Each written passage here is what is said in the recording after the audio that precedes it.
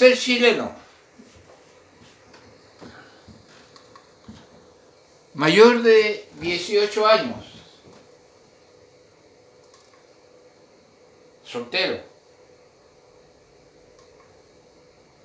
dominio profesional del idioma inglés, sin antecedentes penales.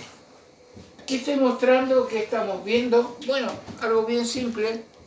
Los requisitos necesarios para, ¿ya? Cuando solicitan un trabajo o algo, colocan requisitos. A veces uno dice, bueno, no tengo la edad, tengo antecedentes penales, me pasaron parte, no sé. Son requisitos necesarios para, ¿ya? Algo que distingue a esa persona de los demás, el carácter que debe tener o las cualidades. Al final el carácter o las cualidades. Cuando uno dice, esta persona está ocupando o puede entrar a ese cargo, a ese trabajo, porque tiene este carácter, ¿ya? Adecuado, las cualidades adecuadas, ¿ya?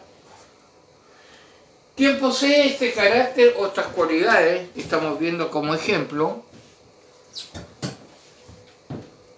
podemos decir que es un gerente, podemos decir que puede optar al banco, al trabajo, podemos decir que puede entrar al grupo exclusivo dentro de un club, porque tiene requisitos que los cumple, ¿ya? Hay club de personas muy exclusivas. La otra vez yo escuchaba que había uno que la cuota de entrada eran 50 millones de pesos, ¿ya? Esa es la cuota de incorporación, ¿ya? Entonces, cuando una persona cumple los requisitos o tiene el carácter, las cualidades, podemos decir que es apto para, ¿ya? Bueno, hoy día, cuando decimos que posee el carácter adecuado, el carácter necesario, estamos hablando de alguien diferente, de alguien especial, ¿ya? El gran problema que existe a veces cuando en cargos clave hay personas que no tienen las cualidades adecuadas, el carácter adecuado. Bueno, hoy día vamos a empezar a ver el carácter de aquel a quien Dios recibe. Cuáles son las cualidades o el carácter de aquel a quien Dios recibe. Y para eso, abran sus Biblias en el Salmo 15. Salmo 15. ¿Ya? Salmo 15. Que dice así: Jehová, ¿quién habitará en tu tabernáculo? ¿Quién morará en tu monte santo? El que anda en integridad y hace justicia, y habla verdad en su corazón. El que no calumnia con su lengua, ni hace mal a su prójimo, ni admite reproche alguno contra su vecino. Aquel a cuyos ojos el vil es menospreciado, pero honra a los que temen a Jehová. El que aún jurando en daño suyo, no por eso cambia. Quien su dinero no dio a usura, ni contra el inocente admitió cohecho. El que hace estas cosas no resbalará jamás. Entonces estamos viendo el carácter, ¿ya? Los requisitos, las cualidades de aquella persona que se puede presentar ante Dios, o en otras palabras que podemos decir es cristiano, tiene características de cristiano. Bueno, vamos a saber que este salmo de David, ¿ya? Lo escribió, no se sabe exactamente la fecha, no es como el Salmo 51 que tiene un trasfondo histórico fácil de ubicar, no, acá no se sabe. Se cree que sí, el arca estaba en un lado y el tabernáculo también en otro lado y no estaban juntos, ¿ya? Pero David se cuestiona en cierto aspecto, pero también se pregunta, ¿ya? Y desafía ¿qué cosa? En él David medita sobre el carácter del hombre recibido en la presencia de Dios, ¿ya? ¿Cuál es el carácter que el hombre debe tener ante la presencia de Dios? ¿O qué cualidades tienen los que se presentan ante Dios? ¿Ya? Uno de los deseos que debemos tener como hombre y mujer de Dios es tener una conducta intachable. No es fácil de conseguir esa conducta, pero con la ayuda de Dios podemos lograrlo. ¿Cómo? La oración, el estudio bíblico, el congregarse, los medios de gracia como el sacramento de Santa Cena y otras, son los recursos que Dios nos da para lograr ese carácter de aquel que Dios recibe. ¿Ya? Por eso es una pregunta que Dios formula. ¿Ya? Ahora, nuestros ojos tienen que estar abiertos a la voluntad de Dios. Cuando Él dice que algo no es correcto, para nosotros también no debería ser correcto. No debemos, como la otra vez veíamos, que a veces reinterpretamos la Biblia.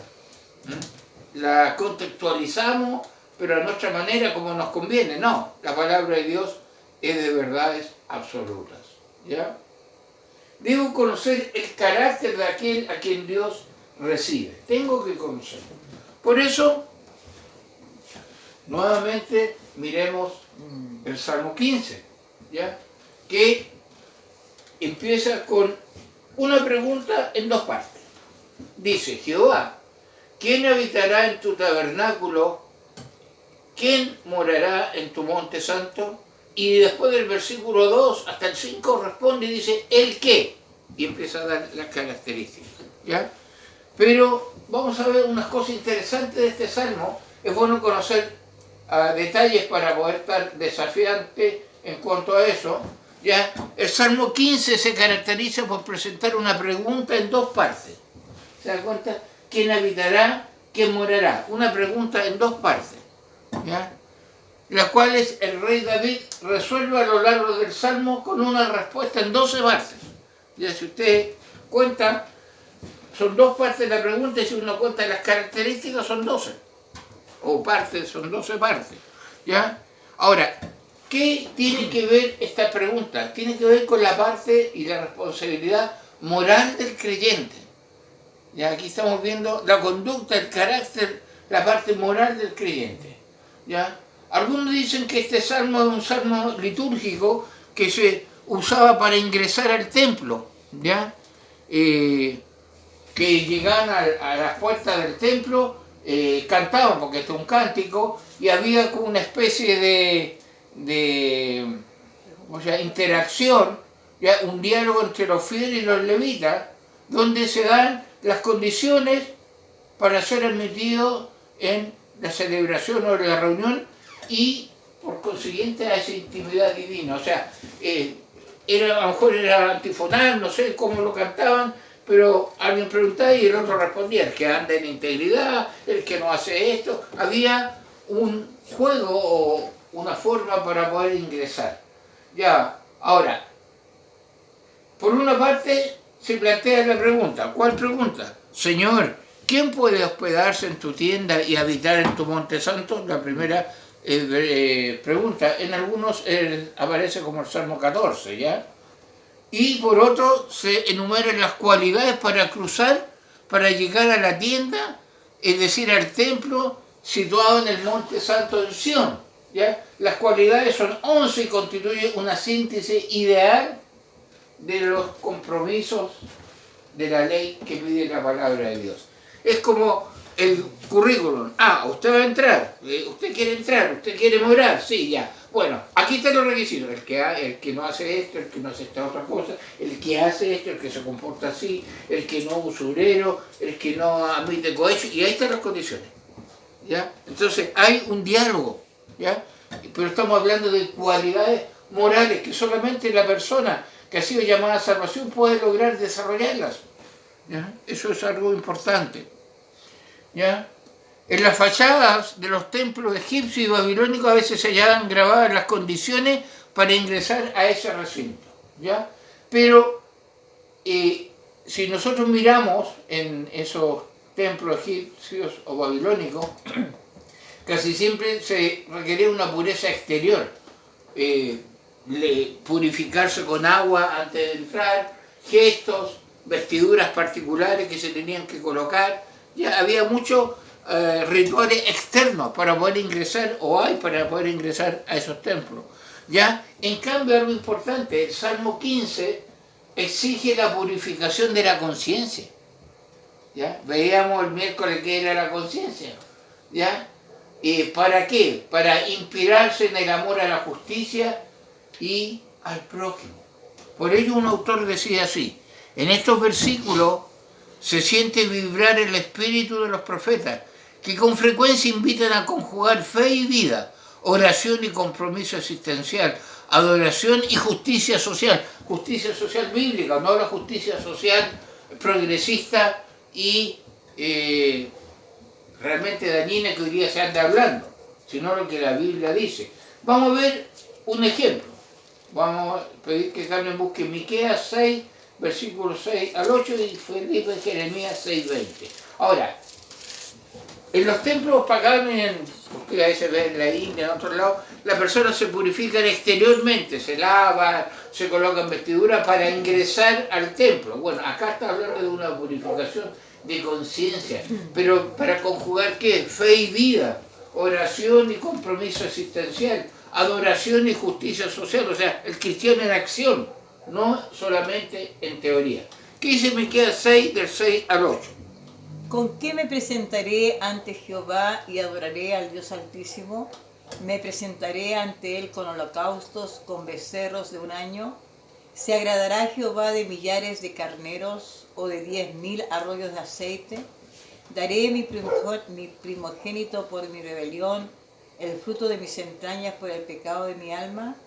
Oh hombre, Él te ha declarado lo que es bueno. ¿Y qué pide Jehová de ti? Solamente hacer justicia y amar misericordia y humillarte ante tu Dios.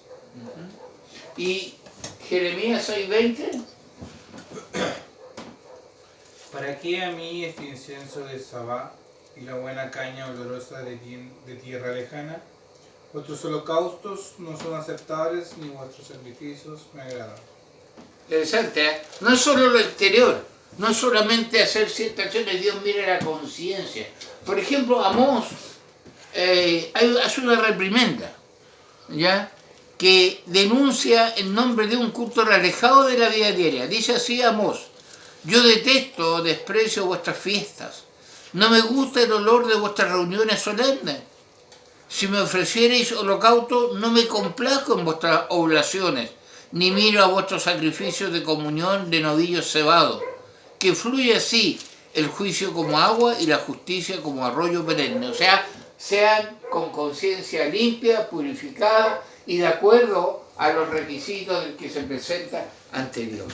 Por eso, hermanos, cuando estamos mirando un salmo de esta envergadura, un salmo que está hablando de la pureza de conciencia, está hablando de una vida de oración, de fe, pero también de acción, ¿ya?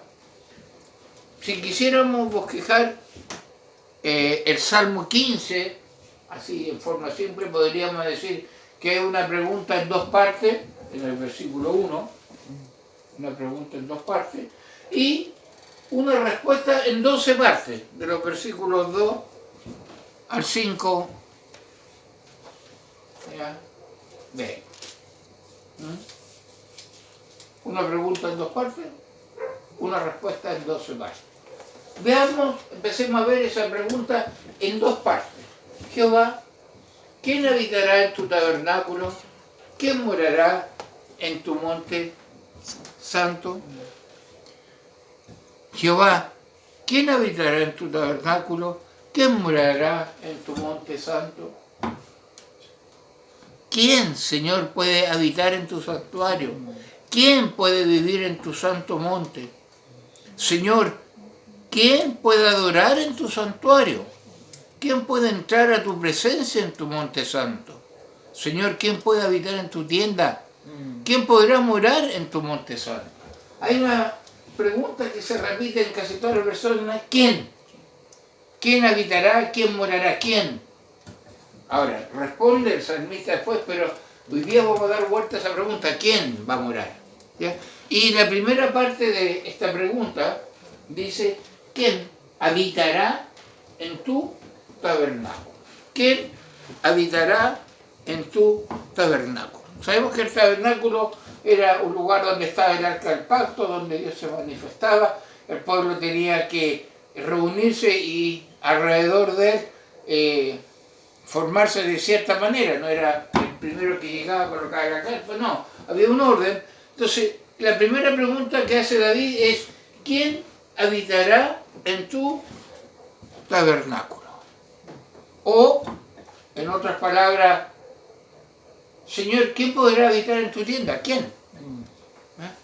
Hacía la pregunta el rey David, o hace la pregunta el rey David. Pero hay un detalle interesante, ¿ya? Es cierto que es una pregunta figurativa, ¿ya? Pero él, como los hijos de Coré, podrían haber deseado vivir o estar o entrar en la casa de Dios, pero le era imposible porque no era sacerdote David. Y entraron al lugar santísimo solo los sacerdotes. Entonces hay algo acá figurativo. No tenemos que tomarlo literalmente, decir, Señor, ¿quién puede entrar al tabernáculo, al lugar santísimo? No, no está diciendo David. Hay un asunto figurativo. Hay un asunto figurativo. Le era imposible para David hacerlo literalmente porque no era sacerdote. ¿Ya? Pero la pregunta es, Señor, ¿quién habitará en tu tabernáculo? Señor, ¿quién podrá habitar en tu tienda? Interesante que habitar se puede considerar como una estadía. ¿Ya? Describe una visita. Una visita que se destaca como el anfitrión lo recibe cuando dice quién habitará, quién visitará, quién llegará a este lugar y yo como anfitrión lo voy a recibir. Ahora, tenemos que ver un poco la hospitalidad en el antiguo cercano oriente, cómo era, ¿ya? ¿Cómo era? Fíjese que un autor dice lo siguiente, escuche bien. En la amable hospitalidad del mundo antiguo, un huésped estaba protegido de todo daño. Su persona era inviolable, todos sus deseos eran satisfechos. De modo que el invitado de Jehová está a salvo. Puede pedir asilo de todo enemigo y participar de toda abundante provisión de su morada. ¿Ya? Así como recibían, una persona habitaba o estaba o visitaba o entraba a una carpa de esa época, bueno, está diciendo el que viene al Señor, ¿quién habitará en tu tabernáculo? ¿Quién viene a ese Dios que lo protege? Ese Dios que lo cubre. Ahora, habitará en tu tabernáculo. Recordemos que el tabernáculo era la tienda de reunión que Dios le dijo a Moisés e Israel que construyeran durante el Éxodo. ¿Ya? Eso era. ¿Ya? Y la pregunta es, ¿quién habitará en tu tabernáculo? ¿Quién va a entrar a tu tienda? ¿Ya? Ahora, Éxodo de los capítulos 25 al 31 habla toda la historia del tabernáculo. Algo interesante, dado que el tabernáculo era el lugar donde el hombre se encontraba con Dios, porque ahí había un encuentro con Dios, ¿cómo? A través del trabajo de los sacerdotes y los sacrificios, el anhelo de David de habitar en tu tabernáculo era en realidad el deseo de habitar en la presencia de Dios. David está diciendo, Señor, ¿quién habitará en tu presencia? ¿Quién, Señor? ¿Quién habitará en tu presencia? ¿Ya? David tiene en mente la vida que vive en la presencia de Dios, que camina en estrecha comunión con Dios porque el corazón, la mente y la vida están todos en sintonía con el corazón, la mente y la vida de Dios. Señor, ¿quién habitará? ¿Quién visitará? ¿Quién estará ante tu presencia? ¿Quién, Señor? Decía David. Se preocupaba, ¿ya? Y por eso usaba el tabernáculo, porque los israelitas escuchan tabernáculo, reunión lugar de reunión, Dios se hace presente. Bueno, ¿quién, Señor, puede entrar? ¿Quién? ¿Ya? Entonces estamos hablando de una realidad espiritual, ¿ya? Señor, ¿quién habitará en tu tabernáculo?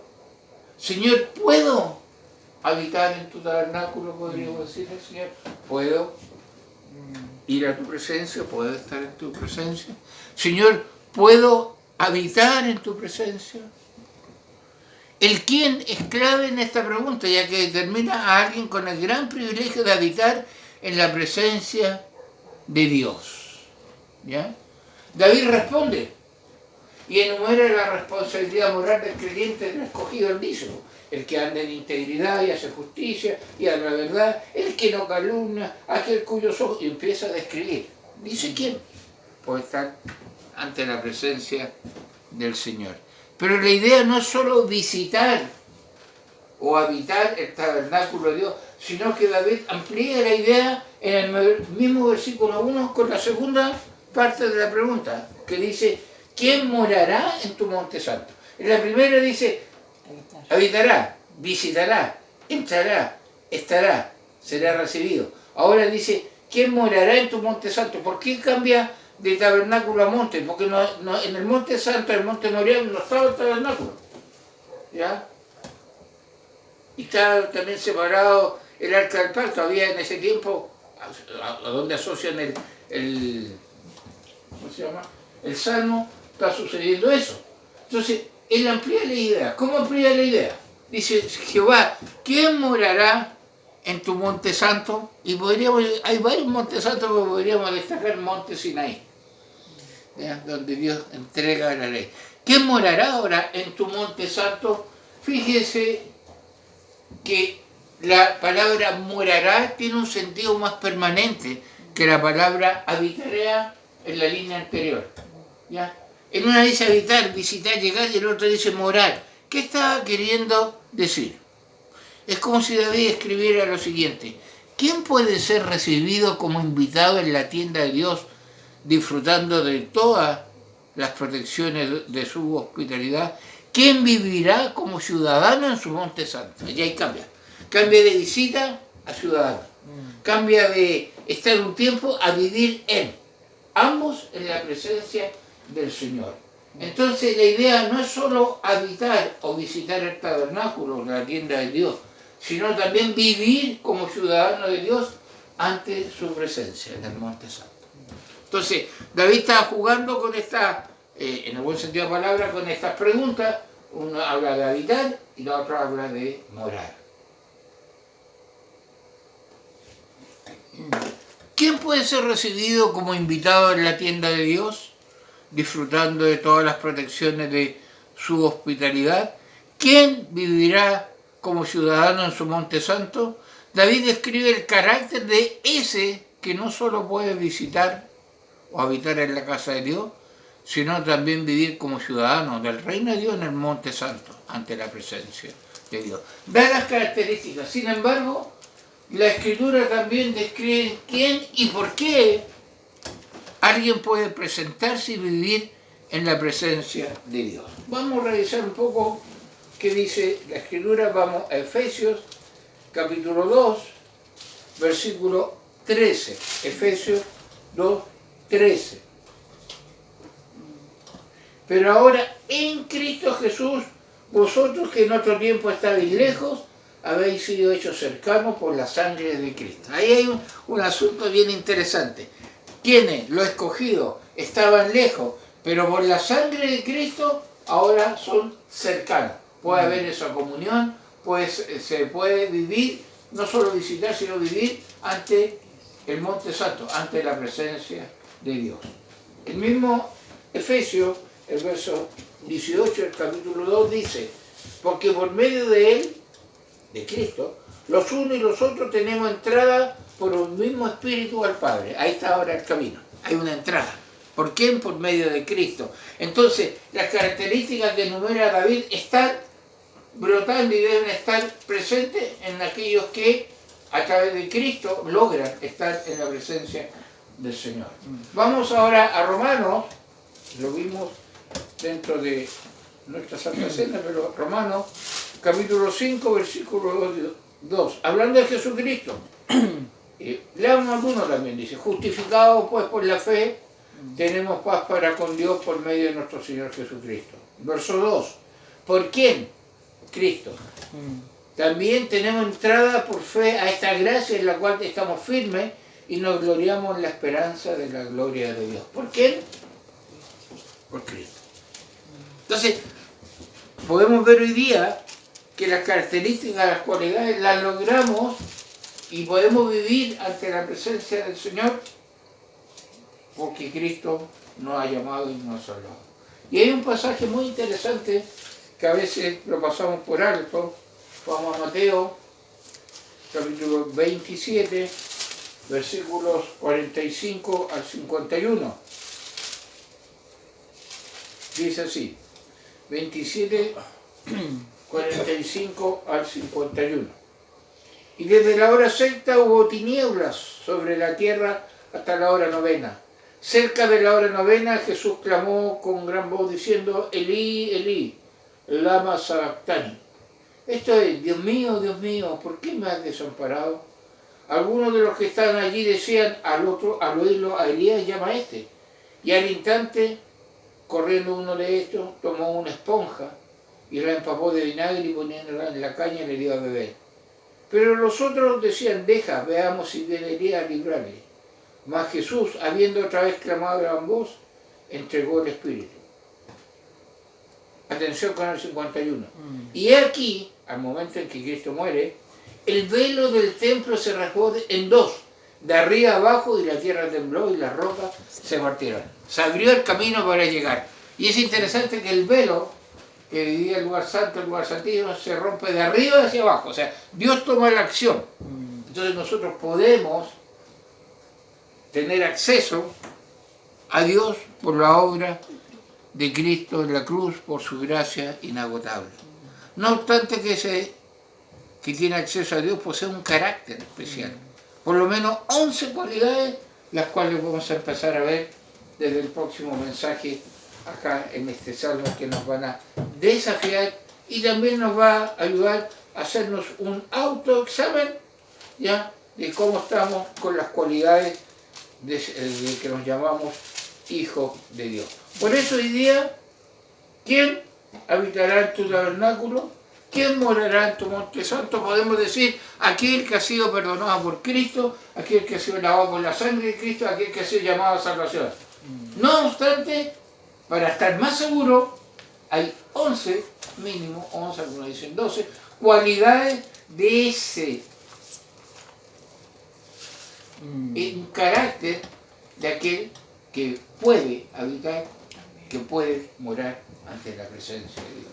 Dios nos ayude a que sea desafiante lo que estamos viendo y agradezcamos a Dios que podemos llegar a Él a través de Cristo. Oramos, Padre, gracias por tu palabra, gracias por el cuidado que tienes, Señor, y que el acceso que tenemos para llegar a nuestro Padre Celestial. Ayúdanos a las características que vamos a estudiar puedan estar reflejadas en nuestras vidas y podamos ser ciudadanos no solo en una iglesia, no solo en un grupo reducido, sino donde tú nos tengas, pero ciudadanos del reino. Ayúdanos, Padre, te lo pedimos en el nombre de Jesús. Amén.